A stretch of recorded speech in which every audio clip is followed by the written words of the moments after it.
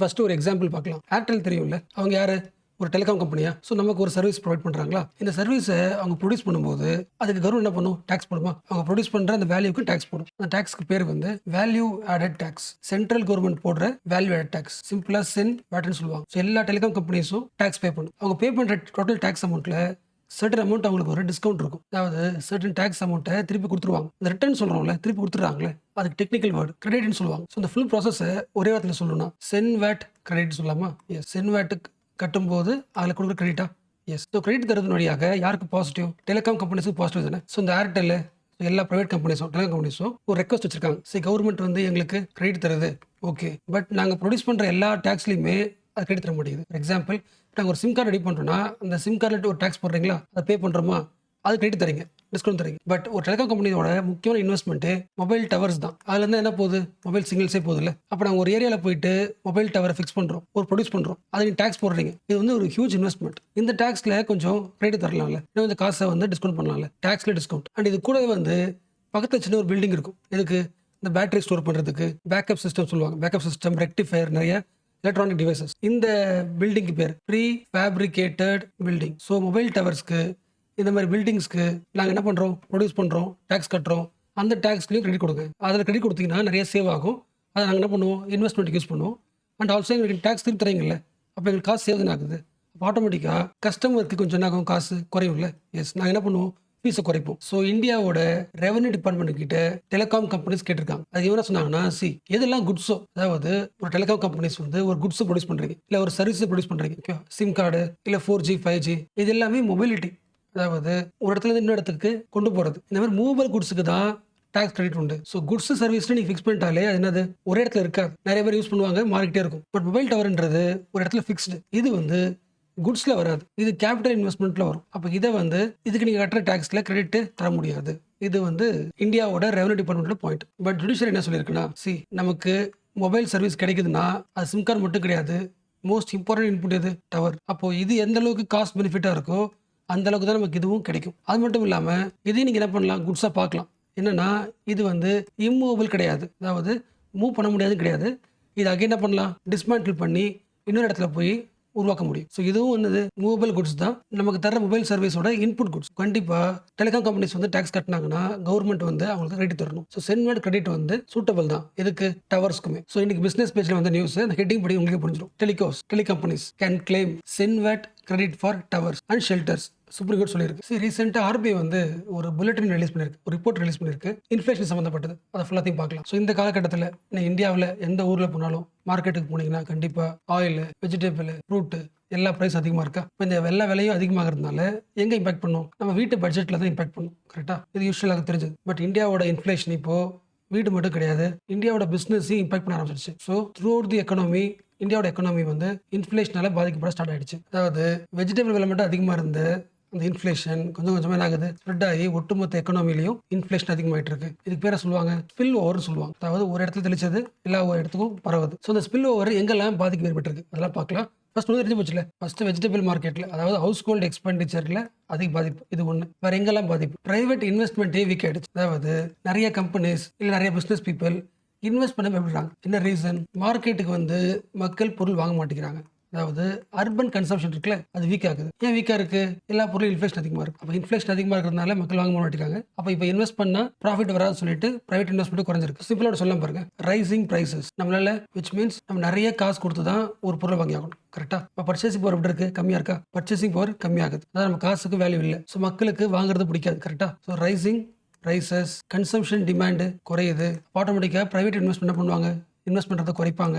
ஆட்டோமேட்டிக்காக ஜாப்ஸ் என்ன ஆகும்? எம்ப்ளாய்மெண்ட் குறைஞ்சிரும். ஒட்டுமொத்தமாக ஸ்பில் வராங்க. பட் இந்த ஒட்டுமொத்த சைக்கிளில் ஒரே ஒரு ஹோப் என்னன்னா, வில்லேஜ் தான். அதாவது ரூரல் எக்கானமி. இந்த தீபாவளி டைம்ல இருந்து இப்போ வரைக்குமே வில்லேஜ் சைடில் இருக்கிற மக்கள் ரூரல் டிமாண்ட் வந்து ரொம்ப அதிகமாக இருக்கு. அதாவது ரூரல் இந்தியாவில் ஸ்ட்ராங் கன்சியூமர் பேஸ் இருக்கு. ஒரு பெஸ்ட் எக்ஸாம்பிள் இந்த தீபாவளி. இந்த தீபாவளியில் ஆன்லைன் ஷாப்பிங் அதிகமாக கன்சியூம் பண்ண ஒரு பாப்புலேஷன் தான் ரூரல் கன்சம்ஷன். இப்போ இந்த இடத்துல ஒரு பெரிய கோல்டு மைண்ட் இருக்குன்னு சொல்கிறாங்க. நிறைய பேர் இந்த ரூரல் கன்சம்ஷனை, இந்த பாப்புலேஷனை டேப் பண்ணிங்கன்னா நிறைய பொருள் விற்க முடியும்.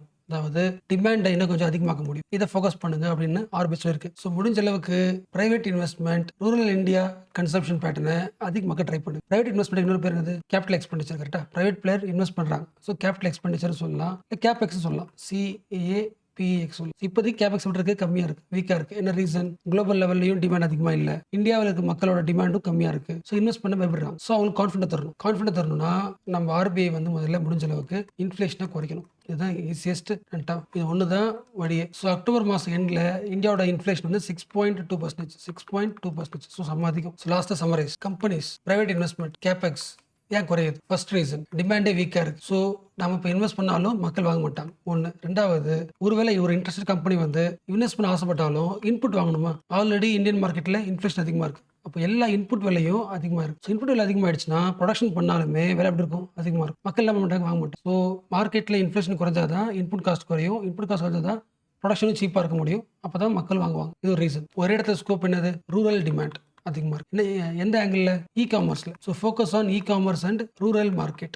ஆக்சுவலாக இப்போ நான் சொல்ல போகிற எக்ஸாம்பிள் வந்து நம்ம எல்லார் லைஃப்லையும் ரிலேட் பண்ணிக்கூட நினைக்கிறேன். ட்ரை பண்ணலாம். நாம சின்ன வயசாக இருக்கும்போது 1980s 1990s இந்த கிட்ட வச்சுக்கலாம். நம்ம சின்ன வயசில் விளையாட்டு இருக்கும்போது நம்மளை சுற்றி இருக்கிற என்வரான்மெண்ட் அப்போ இருந்ததுக்கும் இப்போ ஒரு அடுத்த ஜென்ரேஷன் இருக்காங்களே 2K கிட்ஸ், இவங்களை சுற்றி இருக்கிற என்வரான்மெண்ட்டுக்கும் டிஃப்ரெண்ட் இருக்குல்ல.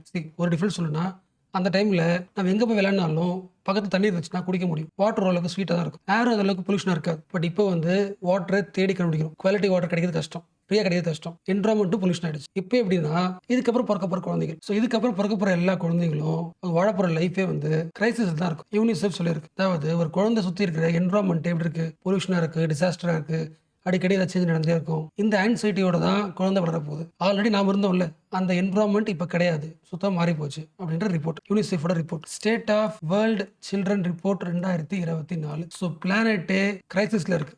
Planetary crisis. அதில் யாருக்கு? குழந்தைகளுக்கு. 1 billion children's life at risk. என்ன ரீசன்? என்வரான்மெண்ட் வந்து நம்ம ஃபர்ஸ்ட் இருந்தோம்ல அந்த மாதிரி கிளீனா இல்லை. ஃபர்ஸ்ட் முக்கிய பாயிண்ட் என்வரான்மெண்டல் கிரைசிஸ் சொல்லலாம், கிளைமேட் சேஞ்ச் சொல்லலாம். இதனால வரப்போற இம்பாக்ட். ரெண்டாவது ஃப்ரான்டியர் டெக்னாலஜிஸ், அதாவது அட்வான்ஸ்மெண்ட் டெக்னாலஜிஸ், அதாவது ஏஐ, ரெனியூவபிள் எனர்ஜி. இந்த டெக்னாலஜி பாசிட்டிவா யூஸ் பண்ணலாம், நெகட்டிவா யூஸ் பண்ணலாம். ஏஐ வழியா பாசிட்டிவா லேர்ன் பண்ணிக்கலாம், நெகட்டிவாக சைல்டு அபியூஸும் பண்ண முடியும். இந்த யூனிசெஃபோட state of world children report 2024 இந்தியாவுக்கு முக்கியமா மோஸ்ட் இம்பார்ட்டன்ட். என்ன ரீசன்? 2050 வரும்போது இந்த உலகத்தோட லார்ஜஸ்ட் சில்ட்ரன் பாப்புலேஷன் எங்கன்னா இந்தியா தான். 350 மில்லியன் சில்ட்ரன் மட்டுமே இருப்பாங்க 2050. 1 மில்லியன் 10 லட்சம், 10 மில்லியன் 1 கோடி. ஸோ 35 கோடி மக்கள் வந்து குழந்தைங்க மட்டுமே.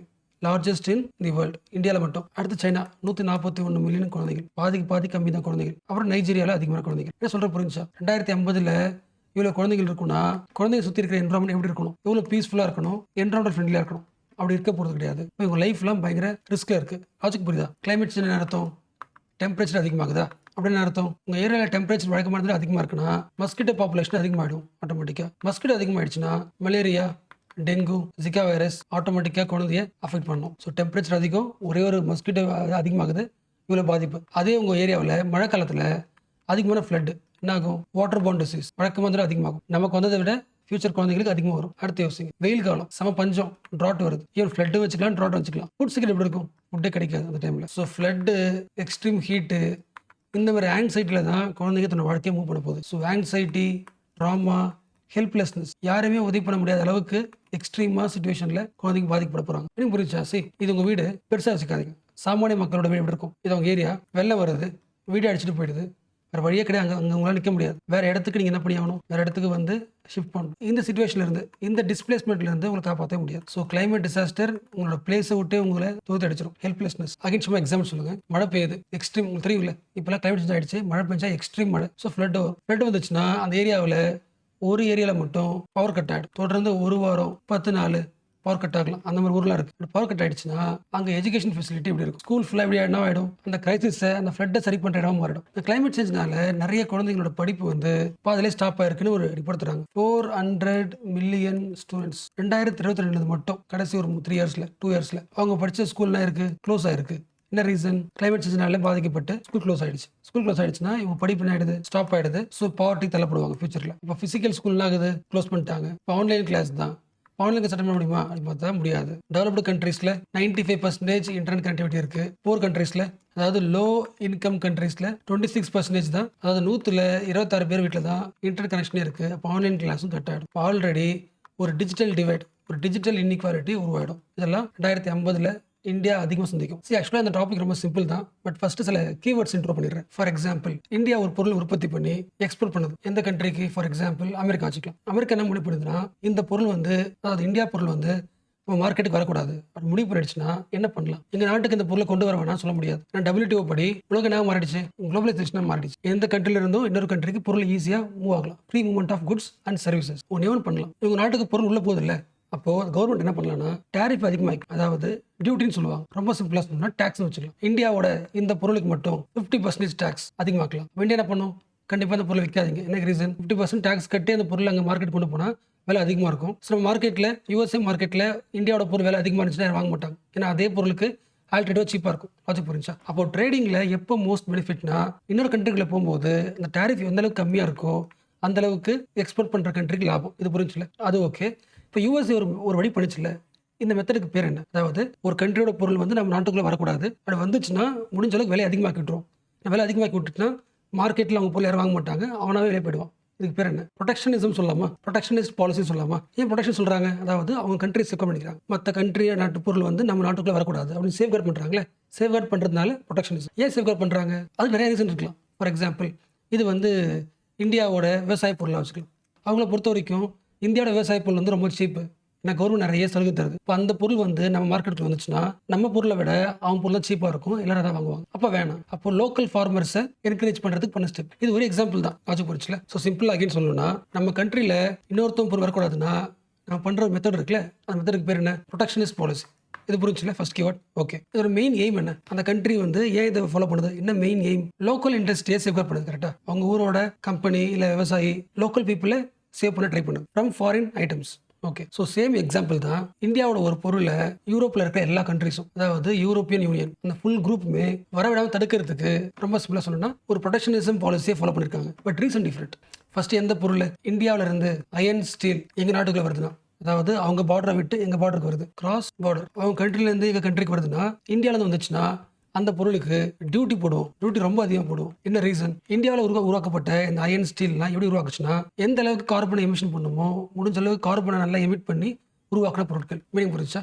இந்தியாவில் ப்ரொடியூஸ் பண்ண மெத்தட் வந்து சஸ்டைனபிளாக இல்லை, கிளைமேட் சேஞ்ச் அதிகமாக்குற மாதிரி இருக்கு. அதிகமாக கார்பனை எமிட் பண்ணி இதை உருவாக்கியிருக்கு. ஸோ இந்த பொருள் வாங்க மாட்டோம். அப்படியே ஒரு வேலை வாங்கணும்னா வழக்கமாக நீங்கள் என்ன காஸ்ட்டில் விற்கிறீங்களோ அதை விட எக்ஸ்ட்ரா டியூட்டி போடுவோம். இந்த டியூட்டிக்கு பேர் என்ன? Cross border adjustment mechanism. ஒரு பொருள் வந்து வேற ஒரு கண்ட்ரில இருந்து இன்னொரு கண்ட்ரிக்கு கிராஸ் பார்டர் ஆகுது. பட் அந்த பொருளை உருவாக்குனது வந்து கார்பன் எமிஷனை கண்ட்ரோல் பண்ணல, அதிகமான கார்பனை எமிட் பண்ணி இயற்கை எக்ஸ்ப்ளாய்ட் பண்ணி உருவாக்கப்பட்டது. அப்போ அதுக்கு அட்ஜஸ்ட் பண்ணி நான் என்ன பண்ண போறோம்?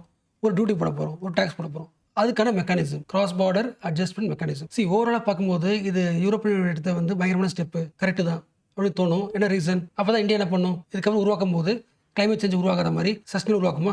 ஸோ ஜென்ரலாக பார்க்கும்போது நியூட்ரல் மாதிரி தெரியும். பட் இதுக்குள்ள நிறைய பாலிடிக்ஸ் இருக்கு. நம்ம சிலது மட்டும் பார்க்கலாம். ஃபர்ஸ்ட் பேசிக், நம்ம ஊர் பொருள் இன்னொரு நாட்டுக்கு வரும்போது டியூட்டி அதிகமாக போட்டால் காஸ்ட் ஆகிடும். காஸ்ட் அதிகமாகிடுச்சுன்னா நம்ம பொருள் யாரும் இந்த மார்க்கெட் வாங்க மாட்டாங்க, ஏன்னா காம்படேட்டிவாக இருக்காது. அப்போ இந்தியாவோட எக்ஸ்போர்ட் ஆக போகுது, குறைய போகுது. So first impact, negative impact, இந்தியாவுக்கு இம்பாக்ட். ஸோ இந்தியா பொறுத்த வரைக்கும் இது வந்து ஒரு அன்ஃபேர் ட்ரேட். ஏன்னா எங்களோட பொருளை தேவையில்லாமல் இயற்கை, கிளைமேட் சேஞ்ச் இந்த மாதிரி பேர் சொல்லி தேவையில்லாமல் டியூட்டி போட்டு காசு அதிகமாக்குறீங்க, நீங்கள் எக்ஸ்போர்ட்டு பாதிப்பு ஏற்படும். இது இந்தியாவோட பாயிண்ட்.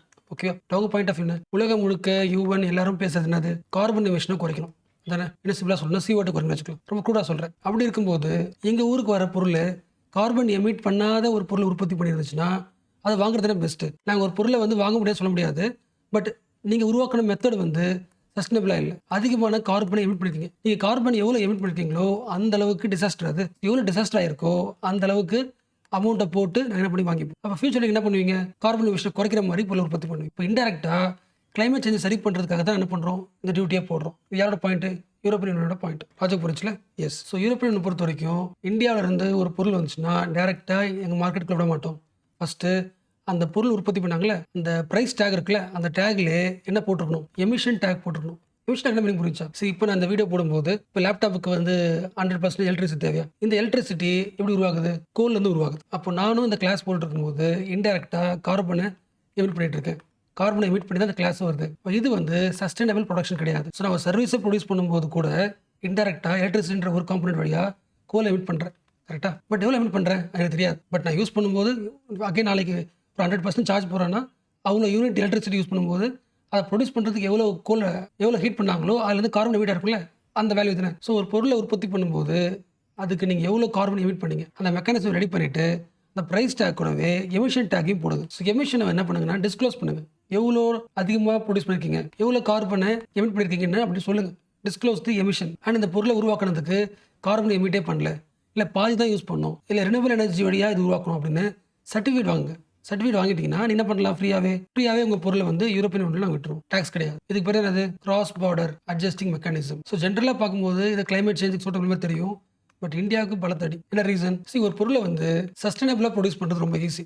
ஓகேவா? அதுக்கு என்ன தேவை? டெக்னாலஜி தேவை. மீனிங் புரிச்சா? இப்போது இந்த சிச்சுவேஷன் வச்சுக்கலாம். இப்போ நம்ம வீட்டில் இருக்கிற சிச்சுவேஷன் படி இப்போ நாளைக்கு வந்து நம்ம பிளான் பண்ணுறோம், நம்ம வீட்டில் எலக்ட்ரிசிட்டி வருது, அது வேணாம், சோலார் எலக்ட்ரிசிட்டி போகலான்னு பிளான் பண்ணால் நம்ம ஒருத்தவங்க வீட்டுக்கு அதை மாற்றுறதுக்கு காசு ஆகும். மினிமம் 1 லேக் ஆகுமா? நம்ம மாதம் கட்டுற யூனிட் இருக்குல்ல, நம்ம 2 மாதத்துக்கு பில் கட்டுறோம்ல, அதை பே பண்ணுறது ஈஸியா இல்லை 1 லேக் இன்வெஸ்ட் பண்ணுறதுக்கு ஈஸியா? அப்போது என்ன விஷயம்னா எல்லாருக்குமே சஸ்டைனபிளாக மாறதுக்கு ஆசை இருக்குது. பட் அந்த இன்வெஸ்ட்மெண்ட் இருக்குல்ல, இந்த நியூ டெக்னாலஜி, ரினியூவபிள் டெக்னாலஜி, அதை இன்வெஸ்ட் பண்ணுற அளவுக்கு டெவலப்பிங் கண்ட்ரீஸில் காசு இருக்கா? யூரோப்பியன் யூனியன் யார்? Developed country.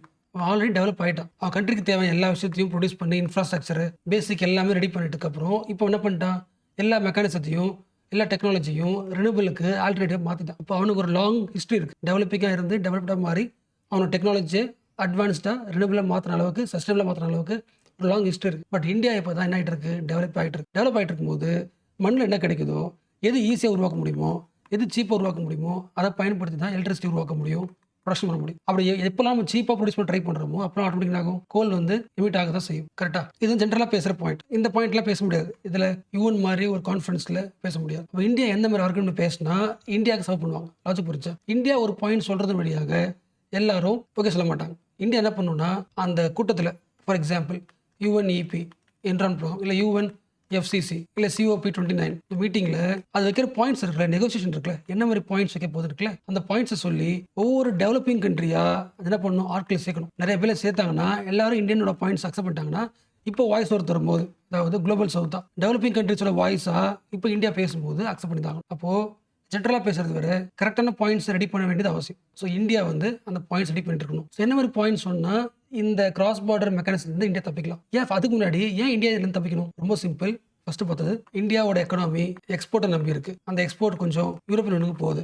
எந்த பொருள்லாம் போகுது? ஜென்ரலாக ஒரு 100 பொருள் நம்ம எக்ஸ்போர்ட் பண்ணுறோம்னா அதில் 25 பொருள் 25.7% சிம்பிளாக 25 பொருள் எங்கே போகுது? யூரோப்பியன் யூனியனுக்கு போகுது. இந்த 25%ல் மெஜாரிட்டி 76% அயன் ஸ்டீல் மட்டுமே. பாயிண்ட் புரிஞ்சுல? யூரோப்பியன் யூனியனில் நம்ம அதிகமாக எக்ஸ்போர்ட் பண்ணுறது அயன் ஸ்டீல். இப்போ இந்த அயன் ஸ்டீலுக்கு டேரிஃப் போடுறாங்கன்னா, அந்த கார்பனை அட்ஜஸ்ட் பண்ணுற ஒரு டேரிஃப் போடுறாங்கன்னா விலை அதிகமாகிடும். யூரோப்பியன் யூனியனில் மார்க்கெட்டில் நம்ம பொருள் சீப்பாக இருக்காது, விலை அதிகமாக இருக்க மாதிரி இருக்கும். ஸோ எக்ஸ்போர்ட் ஆகும், லாஸ் ஆக வாய்ப்பு இருக்குது. எக்கனாமி என்ன ஆகிடும்? டவுன் ஆகிடும். அப்போ எப்படி ஆகுது? இந்தியா என்ன பண்ணி ஆகணும்? அந்த கார்பன் அட்ஜஸ்ட் பண்ணுற ஒரு மெக்கானிசம் இருக்குல்ல, இந்த கிராஸ் பார்டராக போட போகிறாங்களே, இது தப்புன்னு சொல்லி ப்ரூவ் பண்ணணும். அது அப்போ எப்படி தப்புன்னு ப்ரூவ் பண்ணலாம்? இந்த ஆர்டிக்கலில், இன்னைக்கு பேப்பர் வந்த ஆர்டிக்கலில் சில பாயிண்ட்ஸ் கொடுத்துருக்காங்க, அதை பார்க்கலாம். ரொம்ப சிம்பிள் தான். ஃபர்ஸ்ட் முக்கியமான பாயிண்ட், யூரோப்பியன் யூனியன் வந்து இந்தியாவோட பொருளுக்கு டேக்ஸ் போட சொன்னிச்சுல, அந்த ஐடியாவே தப்பு. என்ன காரணம் சொல்கிறாங்க? இந்தியா அந்த பொருளை உற்பத்தி பண்ணும்போது அதிகமாக கார்பன் எமிஷன் ஆயிடுச்சு, அவன் ப்ரொடியூஸ் பண்ண மெத்தட் தப்பு. ஓகே, அதெல்லாம் கரெக்டு தான். பட் இந்தியா அந்த பொருளை யாருக்காக உற்பத்தி பண்ணுது? எந்த மக்கள் அதை யூஸ் பண்ண போறாங்க? யூரோப்ல இருக்கிற ஒரு மக்கள் யூஸ் பண்ண போறாங்க. அவ கன்சியூம் பண்ண போறது நீங்க. அப்போ நீங்க தான் டாக்ஸ் கட்டணும். அட்லீஸ்ட் என்ன பண்ணிக்கணும்? ப்ரொடியூஸ் பண்றவங்க கொஞ்சம் டாக்ஸ் கட்டலாம், கன்சம்ஷன் பண்றவங்க கொஞ்சம் டாக்ஸ் கட்டலாம், 2 பேரும் சேர்ந்து டாக்ஸ் கட்டலாம் அப்படி சொன்னா வச்சு ஒரு லாஜிக் இருக்கு. பட் இந்தியா மட்டும் தான் டாக்ஸ் கட்டணும்னு சொன்னா இது எந்த விதத்திலும் நியாயம், எத்திக்கலே கிடையாது. மீனிங் புரிஞ்சா? டெவலப்டு கண்ட்ரிஸ் என்ன பண்றீங்கன்னா, உங்க ஊர்லயுமே நீங்க ஸ்டீலை ப்ரொடியூஸ் பண்ண முடியும். பட் நீங்க ப்ரொடியூஸ் பண்ணீங்கன்னா உங்க ஊர் என்ன ஆகும்? கார்பன் எமிஷன் ஆகும். கார்பன் எமிஷன் ஆயிடுச்சுன்னா ஒவ்வொரு கண்ட்ரியும் கார்பன் எமிஷனை குறைக்கிறது டார்கெட் இருக்குது. இது UNFCCC COP மீட்டிங்கில். அப்போது நீங்கள் வேணும்னே எதெல்லாம் அதிகமாக கார்பன் எமிட் ஆகுமோ அந்த பொருளை நீங்கள் ப்ரொடியூஸ் பண்ணாமல் வேற ஒரு கண்ட்ரியில் என்ன பண்ணிடுறீங்க? இம்போர்ட் பண்ணிக்கிறீங்க. அப்போ இந்தியா என்ன பண்ணுது? உங்களுக்கு அயன் ஸ்டீலை ப்ரொடியூஸ் பண்ணி கொடுக்கும்போது நாங்கள் என்ன பண்ணுறோம்? கார்பன் எமிஷன் பண்ணிடுறோம். அதுக்கு இப்படி என்ன பண்ணுறீங்க? டேக்ஸ் போடுறீங்க. உங்களுக்கு தேவையான பொருளை நாங்கள் உற்பத்தி பண்ணி எங்கள் இயற்கை எக்ஸ்பெக்ட் பண்ணி கொடுக்குறோம், கஷ்டப்பட்டு கொடுக்குறோம். அதுவே பெரிய கான்ட்ரிபியூஷன் தான். இப்போ அதிகமாக டேக்ஸ் போட்டிங்கன்னா நாங்களே ப்ரொடியூஸ் பண்ணுறோம். அப்போ கார்பன் எவ்வளோ ப்ரொடியூஸ் பண்ணுறோமோ அந்த அளவுக்கு அட்ஜஸ்ட் பண்ணி ஒரு மெக்கானிசம் ரெடி பண்ணி காஸ்ட் போடுறதுலாம் கரெக்டு தான். ஆனால் யார் மேலே காஸ்ட் போடணும்? யூரோப்பியன் மேலே தான் போடணும். அதாவது கன்சம்ஷன் பேஸ்டு போடுங்க, ப்ரொடக்ஷன் பேஸ்டு டேக்ஸ் போட வேணாம். அதாவது production based carbon adjust mechanism வேணா கன்சம்ஷன் பேஸ்ட் போடுங்க. அப்படி இல்லையா ப்ரொடக்ஷனும் போட போறீங்களா, கன்சம்ஷன் போட போறீங்களா, ஃபார் எக்ஸாம்பிள் ஒரு 100 ரூபாய் எக்ஸ்ட்ரா டேக்ஸ் போட போறீங்களா, அதில் பாதிக்கு பாதி அப்படி சொல்லக்கூடாது. என்ன ரீசன்? கிளைமேட் சேஞ்ச் இப்போ மாறி இருக்குதுன்னு எல்லாம் பண்றீங்க.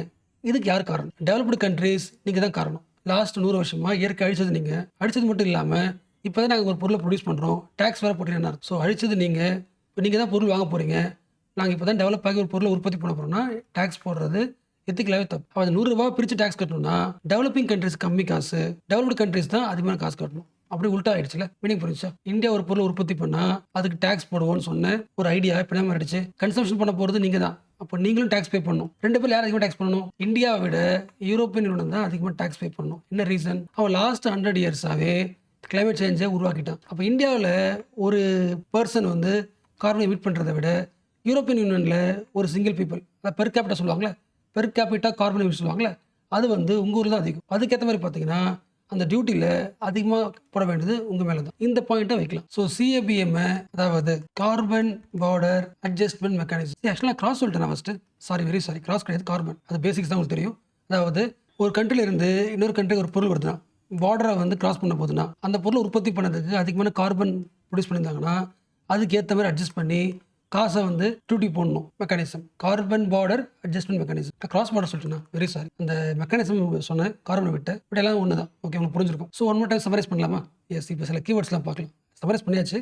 பட் அகைன் இந்தியாவோட ஆர்குமெண்ட்ஸ் என்ன, எந்தெந்த கீவேர்ட்ஸ் எக்ஸாம் எழுதலாம், அதெல்லாம் பார்க்கலாம். So what is the main aim of European Union? India எந்த பொருள் உற்பத்தி பண்ணாலும் அதில் ப்ரைஸ் டேக் போடுற மாதிரி இன்னொரு விஷயத்தையும் அக்கௌண்டிங் பண்ணணும். எது அக்கௌண்டிங் பண்ணணும்? கார்பன் எமிஷனையும் அக்கௌண்டிங் பண்ணணும், கேல்குலேட் பண்ணி போடணும். அதுக்கேற்ற மாதிரி என்ன பண்ணுவோம்? டியூட்டி போடும். இந்த மெக்கானிசத்துக்கு பேர் என்ன? யார் ப்ரொடியூஸ் பண்றாங்களோ அவன் தான் கார்பன் எமிஷன் எவ்வளோன்னு சொல்லணும், அவன் மேலே டியூட்டி போடுறாங்களா? ப்ரொடக்ஷன் பேஸ்ட் அக்கௌண்டிங் சிஸ்டம் இதுக்கு பேர். இந்தியா பொறுத்த வரைக்கும் இது வேலைக்கு ஆகாது. ப்ரொடக்ஷன்றது விஷயமே கிடையாது, நான் இப்பயே ஸ்டாப் பண்றோம். பட் கன்சியூம் பண்றது யாரு? கன்சியூம் பண்றது உங்க மக்கள் தான். உங்களுக்கு தான் தேவை இருக்கு, உங்களுக்காக தான் நாங்கள் உழைக்கிறோம். அப்போ கன்சியூமர்ஸ்க்கு தான் இந்த கிளைமேட் சேஞ்சை அதிகமாக்குறதுக்கு ரெஸ்பான்சிபிலிட்டி இருக்கு. கடைசி 100 வருஷமா இந்த உலகத்தை அழிச்சது யாரு? Developed countries. அவன் தான் கன்சியூம் பண்ணணும். அப்போ கன்சியூமர்ஸை பனிஷ் பண்ணாதான் குறையும். அப்போ கண்டிப்பாக கார்பன் எமிஷனை கால்குலேட் பண்ணணும், அக்கௌண்டிங் பண்ணணும். எப்படி அக்கௌண்டிங் பண்ணணும்? கன்சம்ஷன் பேஸ்ட் அக்கௌண்டிங் சிஸ்டம் உருவாக்கணும். இந்தியாவோட பாயிண்ட். ஒருவேளை நீங்கள் அக்செப்ட் பண்ணிக்கலாம், கன்சம்ஷன் பேஸ்ட் அக்செப்ட் பண்ணிக்கலாம், ப்ரொடக்ஷனும் வேணாம், கன்சம்ஷன் வேணாம். இன்னொன்று சொல்லலாம், ஈக்விட்டி பேஸ்ட் வச்சுக்கலாம். ஈக்விட்டி பேஸ்ட் அக்கௌண்டிங் சிஸ்டம், அதாவது ரெண்டு பேரும் கட்டலாம். ஒரு பொருள் உற்பத்தி பண்ணுறோன்னா கன்சியூம் நீ பண்ணுற, ப்ரொடக்ஷன் நான் பண்ணுறேன். ரெண்டு பேரும் அந்த கார்பன் எமிட் பண்ணதுக்கு ஒரு டியூட்டியை பிரித்து கட்டலாம். அந்த பிரிக்கிறது ஈக்குவலாக இருக்க முடியாது. இவன் 50 ரூபா, இவன் 50 ரூபா இருக்க முடியாது. என்ன ரீசன்? UNFCCயோட மெயின் கோர் தீம் என்னது? Differential responsibility, differential treatment. அதாவது இந்த கிளைமேட் சேஞ்சில் பாதிப்பு வந்து எல்லாருக்கும் ஒரே மாதிரி கிடையாது. டெவலப்டு கண்ட்ரிக்கு பாதிப்பு கம்மி, டெவலப்பிங் கண்ட்ரிக்கு பாதிப்பு அதிகம், ரூரல் கண்ட்ரிஸ் ரொம்ப ரொம்ப அதிகம். அண்ட் இந்த உலகத்தை வந்து அதிகமாக ஹீட் ஆக்கினது யாருன்னா டெவலப்டு கண்ட்ரிஸ். அப்போ அவன் தான் என்ன பண்ணணும்? அதிக ஃபண்டு தரும். அப்போ ஒரு ஃபண்டு தர போறோம்னு முடிவு பண்ணியாச்சு, ஒரு காஸ்ட் ஷேர் பண்ண போறோம்னா அந்த காஸ்ட் அதிகமாக தர வேண்டியது யாரு? Developed countries. Differential treatment. Developing கண்ட்ரிக்கிட்டையும் அதே காசு கேட்காதீங்க, கம்மியாக கேளுங்க. பட் யூரோப் என்ன பண்ணுதுன்னா டெவலப்பிங் கண்ட்ரிஸ் எல்லாருக்கிட்டையும் ஒரே மாதிரி அதிகமாக காசு கேட்குது. அப்போ UNFCCயோட டிஃபரன்ஷியல் ட்ரீட்மெண்ட் இதை ஃபாலோ பண்ணல. அப்போ carbon border adjustment mechanism is against the UNFCC அப்படின்னு டிரைவ் பண்ணியாச்சு. ஒருவேளை உங்களுக்கு இந்தியாவோட குட்ஸ் வர்றது ப்ராப்ளம் இல்லை, கார்பன் எமிஷன் மட்டும் தான் ப்ராப்ளம், அதை உண்மையாகவே சின்சியராக நீங்கள் வந்து சரி பண்ண ஆசைப்படுறீங்கன்னா இந்த காஸ்ட்லாம் போடுறீங்களே டேரிஃப், அதெல்லாம் தேவையில்லை. உங்கள் ஊரில் நீங்கள் ஒரு பொருள் உற்பத்தி பண்ணுறதுக்கு டெக்னாலஜி பயன்படுத்துறீங்களா? High level technology, sustainable technology, அந்த டெக்னாலஜி ட்ரான்ஸ்ஃபர் பண்ணுது. அந்த டெக்னாலஜிலாம் வாங்குறது ரொம்ப கஷ்டம் டெவலப்பிங் கண்ட்ரிஸ். ஏன்னா இப்போ தான் ஆகுது, டெவலப் ஆகிட்டு இருக்கு. அப்போ டெக்னாலஜி ட்ரான்ஸ்ஃபர் நீங்கள் ஆட்டோமேட்டிக்காக பண்ணீங்கன்னா நாங்கள் என்ன பண்ண போகிறோம்? அதை யூஸ் பண்ணி சஸ்டைனபிளாக ப்ரொடக்ஷன் பண்ண போகிறோம். ஸோ ஃபைனலி நான் வைக்கிற பாயிண்ட் என்னன்னா, equity paste accounting is best. ரெண்டு பேருமே கட்டலாம், ஓகே தான். இப்போ ரெண்டு பேரும் கட்டணும்னா ஒரு 100 ரூபாய் இருக்குன்னா இந்தியாவில் கட்டணும், டெவலப்டு கண்ட்ரி மாதிரி யூரோப்பில் கட்டணும். அதுக்கு சில ஃபார்முலா. ஃபர்ஸ்ட் முக்கியமான ஃபார்முலா பெர் கேபிட்டா GDP பாருங்க. மீனிங் புரிஞ்சா? சரி, ஒரு 100 ரூபாய் கட்டணும், ஒரு 1000 ரூபாய் வச்சுக்கலாம். ஒரு 1000 ரூபாய் கட்டணும்னா 1000 ரூபாய் கட்டுற அளவுக்கு நம்ம இண்டிவிஜுவலிட்டு காசு இருக்கணும்ல, கரெக்டாக? காசு இல்லைன்னா அப்படி ஒரு பில்லு போடும்போது அந்த பில்லை பாதியாக உடைக்கும் போது அந்த கண்ட்ரியோட பெர் கேபிட்டா GDP பாருங்க, கம்மியாக இருக்கா? பர்சன்டேஜ் கம்மியாக்குங்க. இன்னொன்று முக்கியமானது, இந்த ஒரு பொருளை உற்பத்தி பண்ணுறதுக்கு நமக்கு வந்து ஒரு 100 டன் கார்பன் எமிஷன் வச்சுக்கலாம். அந்த 100 டன்னு இந்தியாவோட பாப்புலேஷன் டிவைட் பண்ணால் ஒவ்வொரு இண்டிவிஜுவலும் எமிட் பண்ண எப்படி இருக்கும்?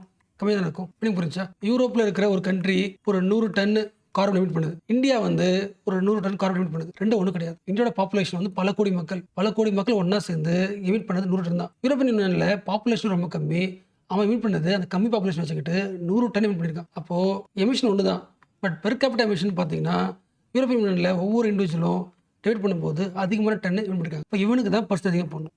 ஈக்விட்டி பேஸ்ட் அக்கவுண்டிங் போடும்போது கூட ஈக்குவல் கிடையாது. அதுக்கு பேர் பெர் கேபிட்டா இன்கம் பாருங்க, பெர் கேபிட்டா எமிஷன் பாருங்க, அதை பொறுத்து பிரிங்க. இது ரெண்டத்தை விட மூணாவது முக்கியமானது ஹிஸ்டாரிக்கல் கான்ட்ரிபியூஷன் பாருங்க. கடைசி ஒரு 100 வருஷத்தை பார்த்தீங்கன்னா இந்தியன் எக்கனாமி பெருசாக இண்டஸ்ட்ரி எதுவுமே கிடையாது. அப்போ ஹிஸ்டாரிக்கலாக கிளைமேட் சேஞ்சை மாற்றின கான்ட்ரிபியூஷனில் இந்தியா வராது.